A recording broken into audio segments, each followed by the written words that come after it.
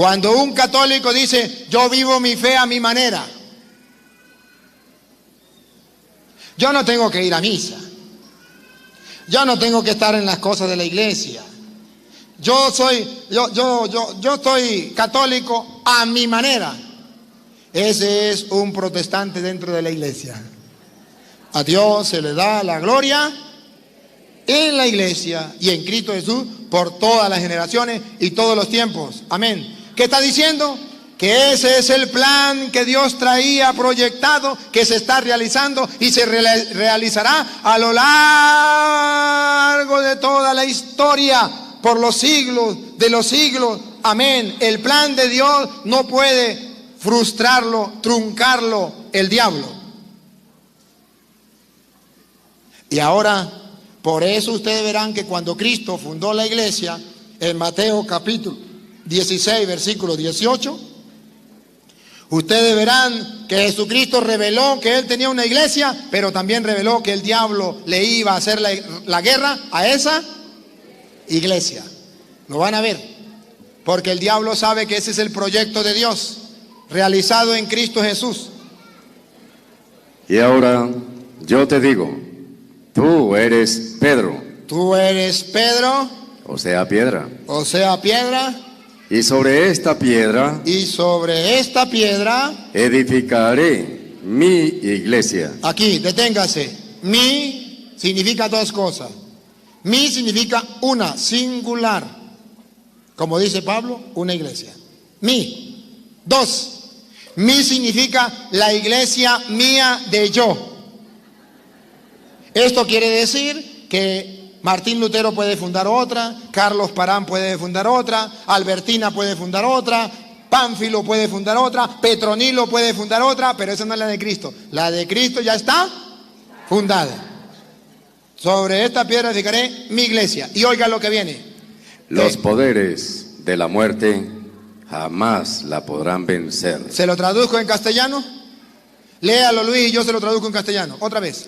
Los poderes de la muerte jamás la podrán vencer. Recuerda que la iglesia es un plan de Dios, trazado desde antiguo, pero los poderes de la muerte lo quieren vencer, destruir. ¿Y qué dice Cristo? El diablo jamás la podrá. Entonces Jesucristo dice que el diablo tiene un plan. Así como Dios tiene un plan, el diablo tiene un plan. ¿Cuál es el plan del diablo? Destruir la iglesia de Cristo. Pero digo, Jesucristo ahí se muere. El diablo no la podrá vencer. Por eso ustedes verán que los protestantes cada día atacan más la iglesia, que los ateos atacan la iglesia, que todo mundo ataca la iglesia católica. ¿Y la han podido vencer? No. Dijo uno por allá, la iglesia es tan de Dios que ni siquiera los malos curas la hemos podido destruir. Es que esa iglesia es de Dios, fundada por Dios. Ajá. Entonces observan que Dios tiene una iglesia y esa iglesia es muy importante. Tan importante que la Biblia dice varias cosas de ella que ustedes y yo vamos a analizar. Quedamos en el Evangelio, quedamos en Efesios capítulo 3, terminamos el 3. Pero después del 3, ¿qué viene? El 4. Ya han seguido paso a paso cómo es el plan de Dios realizar en la iglesia. Y ahora capítulo 4, versículo 4. 4. Escuchen. Un solo cuerpo y un mismo... A ver, otra vez Luis, otra vez. Un solo cuerpo. A ver, ¿se acuerdan que Dios tenía un plan? Que todos los pueblos se metieran en un solo cuerpo. Y ese solo cuerpo se llama la iglesia, una sola iglesia. Y Pablo ya lo desarrolló, ya lo dijo. Ahora Pablo viene a decir, Dios quiere un solo, repítalo Luis. Un solo cuerpo. Un solo cuerpo. Se lo traduzco en castellano. Una sola iglesia. Ese es el plan de Dios. Siga. y un mismo espíritu. Y un mismo espíritu. El diablo quiere muchas iglesias y muchos espíritus. Pero Dios quiere una sola iglesia, un solo cuerpo, un solo espíritu. Observen ustedes, a ver, miren ustedes, a ver. Un solo cuerpo, una sola iglesia. Y pregunto, ¿en el mundo hay una sola iglesia? No, hay muchas. Un solo espíritu. ¿Usted cree que a esas iglesias la guía un solo espíritu? No, les pongo un ejemplo. A ver, por ejemplo, los Pentecostales Unidos. Para los Pentecostales Unidos, ¿qué es la Santísima Trinidad? El diablo. Para los católicos, ¿qué es la Santísima Trinidad? ¿Un solo Dios en tres divinas? Pregunto, ¿será el mismo espíritu que les está revelando a los dos? A uno el mismo espíritu le dice que es Dios y al otro le dice que es el diablo. No. A ver, testigo de Jehová. Pregúntele a un testigo de Jehová quién está en la hostia. Satanás. Pregúntele a un católico quién está en la hostia. Cristo Jesús. ¿Será que les está iluminando el mismo espíritu? No. Es distinto. Pero por eso Pablo dice, un solo cuerpo y un solo espíritu. Aquellos que dicen que la iglesia es espiritual, no digan mentiras. Porque si la iglesia fuera espiritual, no diría un solo cuerpo y un solo espíritu. La iglesia es el cuerpo. ¿Y el cuerpo es espiritual o es visible? Visible. Lo que es invisible es el espíritu. Y dice Pablo, un solo cuerpo, una iglesia visible y un solo espíritu. Lo que es invisible es el espíritu. Siga. Y un mismo espíritu, pues ustedes han sido llamados a una misma vocación. A una misma vocación hemos sido llamados todos. Ese es el plan de Dios. Siga. Y una misma esperanza. Todos debemos tener una misma, pero no tenemos la misma esperanza. Dígame si la esperanza de los testigos de Jehová es la misma de nosotros. La esperanza de los evangélicos es la misma de nosotros. No, cambia. Los testigos de Jehová tienen la esperanza de que el reino no es en el cielo. Es un paraíso aquí en la tierra y van a vivir solamente 144,000 testigos de Jehová. Esa es la esperanza. Los protestantes tienen otra esperanza. Los católicos tenemos otra esperanza. Nosotros tenemos la esperanza de que cuando muramos nos vamos a encontrar con Dios. Y si nos hemos portado mal, tenemos la esperanza de que existe el purgatorio para pagar hasta el último centavo y ahí salir. Los protestantes tienen otra esperanza. Muerto el perro, se acabó la sarna. No hay esperanza. Es distinto a la cosa.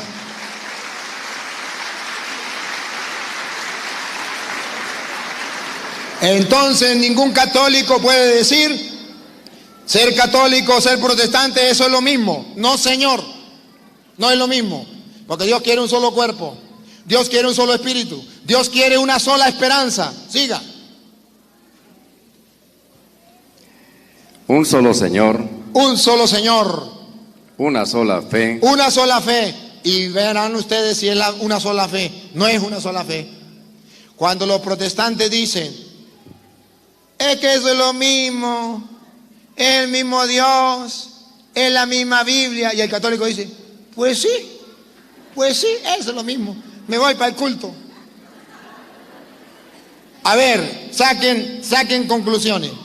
Si los evangélicos estuvieran convencidos 100% que es lo mismo ser católico, ser protestante, que eso es lo mismo, es el mismo Dios y la misma Biblia, créanme que ningún protestante se hubiese salido de la iglesia católica, porque eso es lo mismo. Se hubiesen quedado dentro de la iglesia. Eso es lo mismo. Y para que ustedes descubran que no es la misma Biblia y que no es lo mismo como ellos dicen, a ver, ¿saben cuántos libros tiene la Biblia católica? 73. ¿Saben cuánto tiene la Biblia protestante? Ajá. ¿Qué tal que yo le diga, usted tiene una bolsa y en esa bolsa usted tiene 73,000, ¿eso es bastante plata? ¿Pesos? ¿Bastante o poquita? Más o menos. ¿Le pongo millones?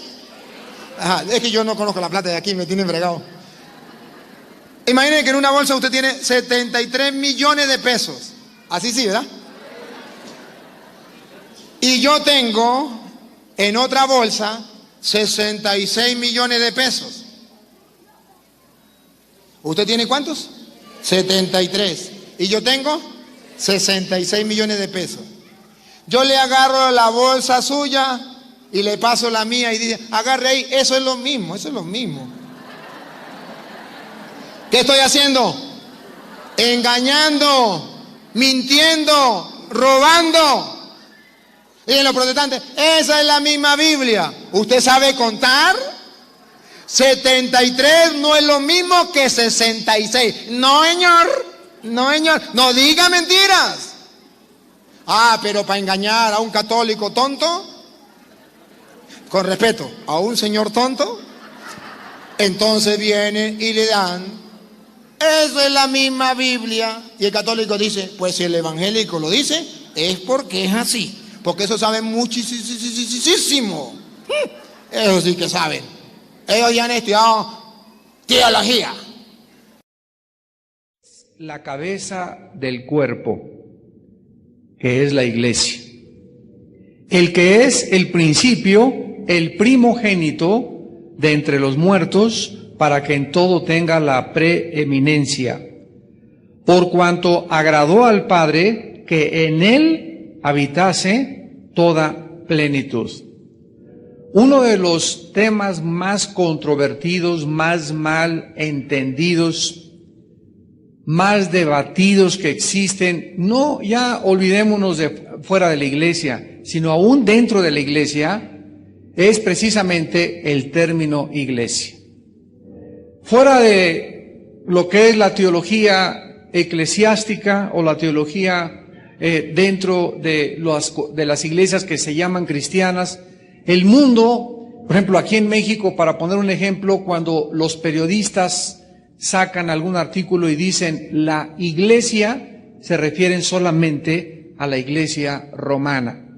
Porque de acuerdo a la religión que gobierne una nación, es a la iglesia a la que le dan la preeminencia o le dan la principal prioridad.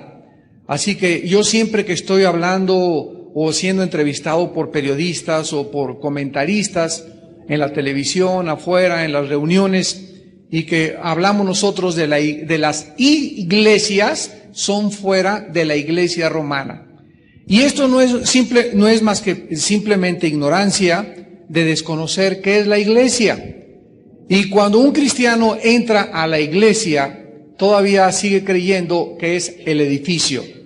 Y muchos cristianos dicen, vamos el domingo a la iglesia, y al entrar ahí a esa construcción o a ese edificio que han dedicado, ¿verdad? O que se ha comprado, gracias a Dios, los que tengan ahí una propiedad privada, como nosotros que tenemos que rentar salones, todavía no tenemos un lugar privado para reunirnos, le llaman al edificio la iglesia.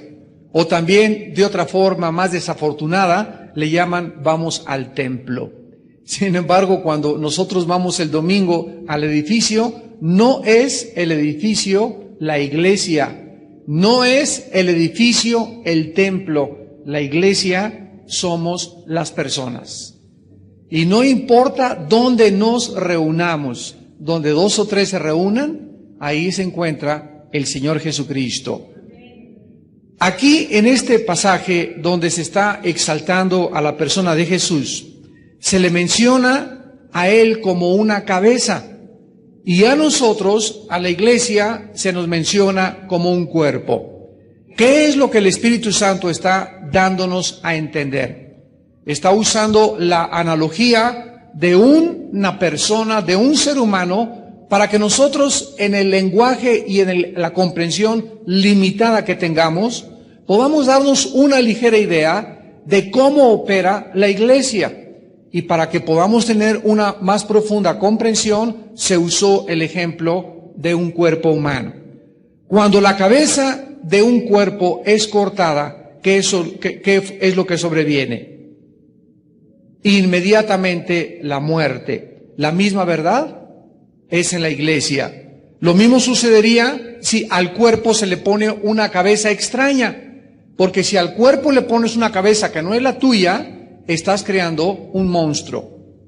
Entonces lo mismo sucede con la iglesia. En muchísimos casos de la historia, repito, de la iglesia cristiana, Cristo ha sido quitado como cabeza y se ha sustituido en lugar de la cabeza a organizaciones, a familias, a denominaciones, a patronatos y a diferentes religiones. Y han cambiado la cabeza por algo que el hombre ha sustituido.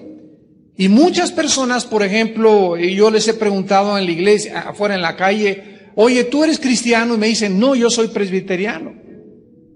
O sea, están más orgullosos de ser presbiterianos que de ser cristianos. Otras personas les digo, ¿tú eres bautista? Me dicen, no, no soy bautista, soy cristiano. Qué bien, tienes un 10 en teología. Porque perteneces a una iglesia que se llama presbiteriana, a una iglesia que se llama bautista, Vida Nueva para el Mundo, Amistad Cristiana, Calacuaya, no importa la etiqueta que tenga tu iglesia por afuera, lo que tenemos que entender es que pertenecemos a la iglesia cristiana, porque es Cristo nuestra cabeza.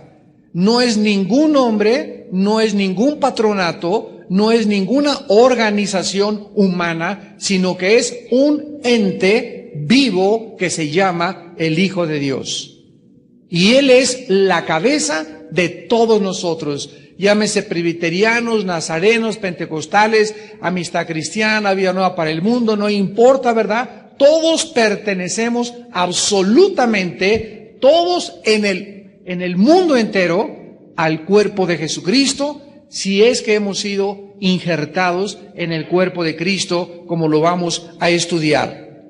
En primer lugar, dice aquí en este pasaje de Colosenses que Cristo es la cabeza del cuerpo, que es la iglesia. Y vamos a comenzar a entender y a desarrollar el tema de qué es la iglesia. Comencemos con las raíces etimológicas.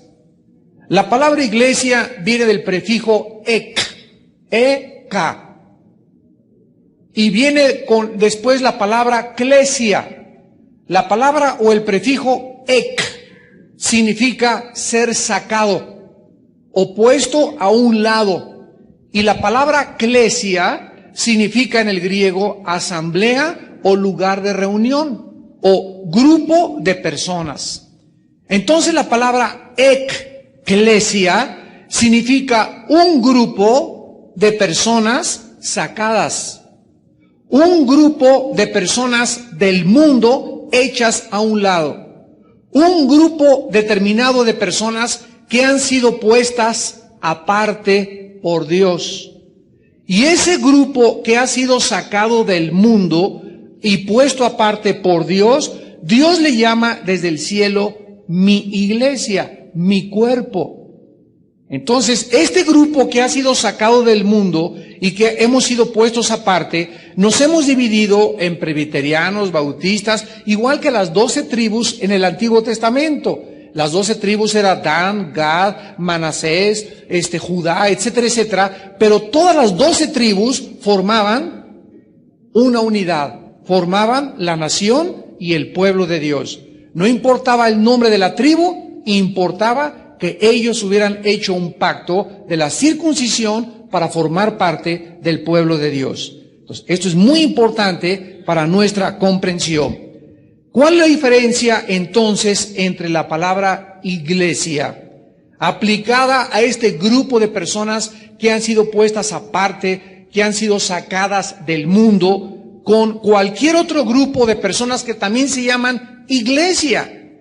Porque los mormones se llaman la iglesia de los mormones. Los testigos de Jehová también se llaman la eclesia de los testigos de Jehová.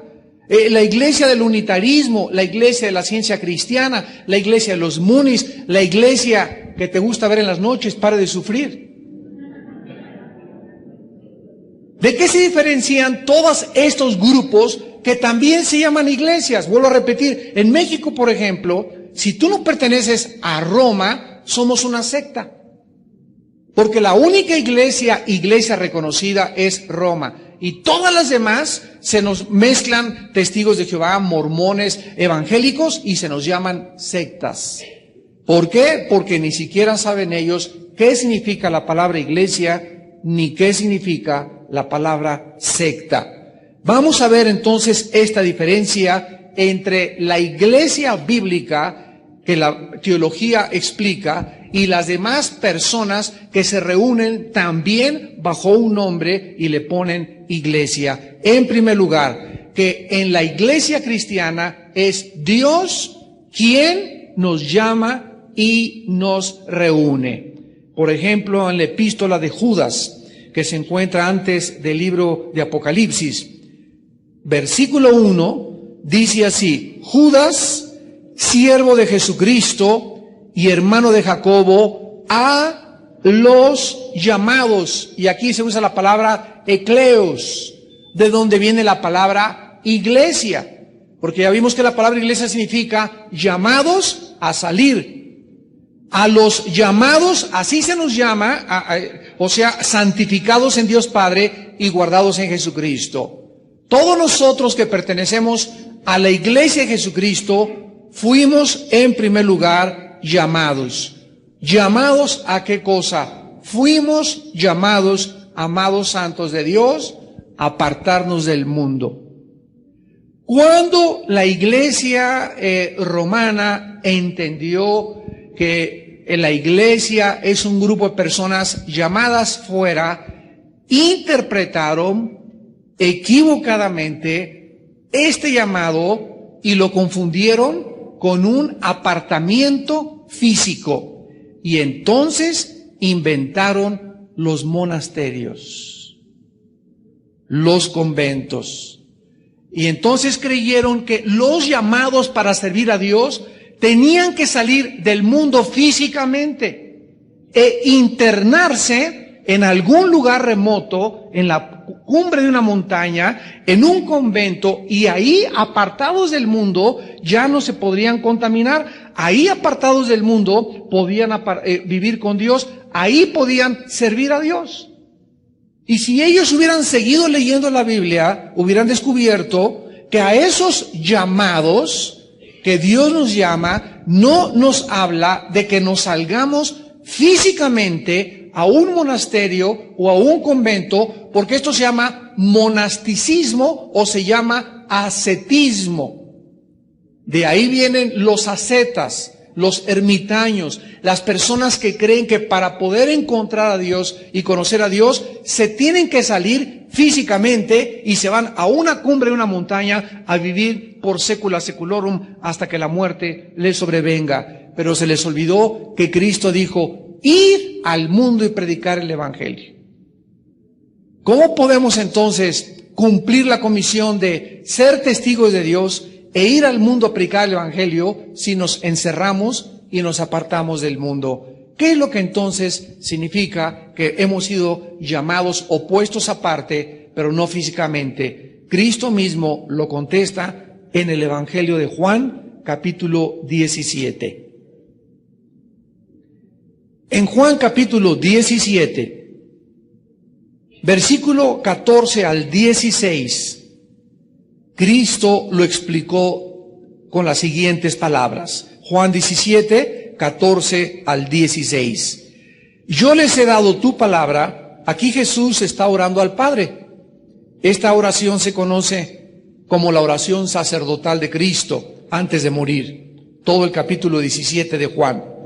Yo les he dado tu palabra y el mundo los aborreció porque no son del mundo. La Biblia nos llama a los que hemos salido fuera, a los que hemos sido sacados, a los que hemos sido apartados. Por el hecho de ser apartados y sacados, y por esto constituirnos como la iglesia, que ya no somos del mundo.